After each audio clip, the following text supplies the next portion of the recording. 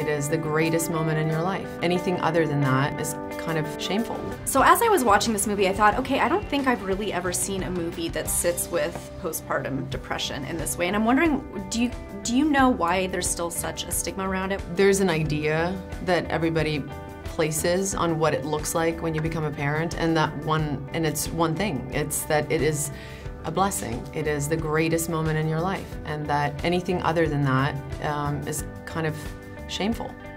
And the truth of the matter is that it's not all that. And for some reason, we still don't talk about it honestly. So we all don't feel as though we're doing it right somehow. That there was a guidebook that we were supposed to get and never received. I didn't get it, did you? Well, yeah, I just didn't share it with you. But he has the soul copy. Yeah, exactly. I think that's really the brilliance of Diablo's writing, is that she's able to approach things like the first few months of being a parent and how complicated it can be, and she finds a way to delve into the flaws that's really funny and expose the ways that we feel when we're alone.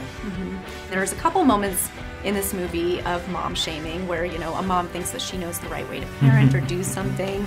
I'm wondering if you've ever encountered that in your own mom life. Oh my God, yes. Yeah, I think every parent has some story. Yeah, and it makes you feel terrible. And it's so strange to me because coming from another parent, you know how hard it is.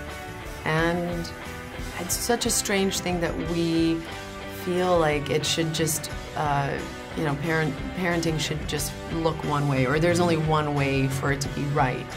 Because the first thing I realized was, even with my two kids, it's just different. Like, there is no right way. But yeah, no, I mean, I have two adopted kids. I got a lot of shame for, you know, not providing them with breast milk. Really?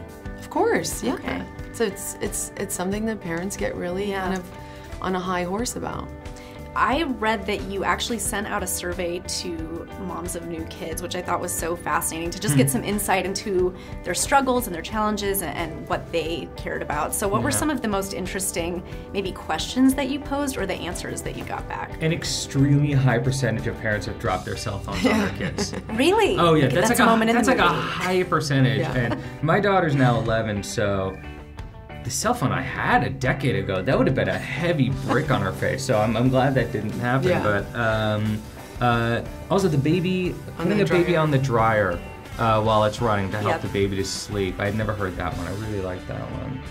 Honestly, the greatest thing about the questionnaire is how forthcoming moms were. And what I felt immediately, and I knew we needed to find a place in this film for, was that desire to share, that desire to not feel alone, that desire to feel like, no, you're actually within a community of people who are feeling all the same things, and I know you don't have anyone to share this with right now, but what if this magical person showed up at your door who understood you and was willing to kind of sit there through the nights with you and not only help you with parenting, but help you not feel alone in everything you're going through.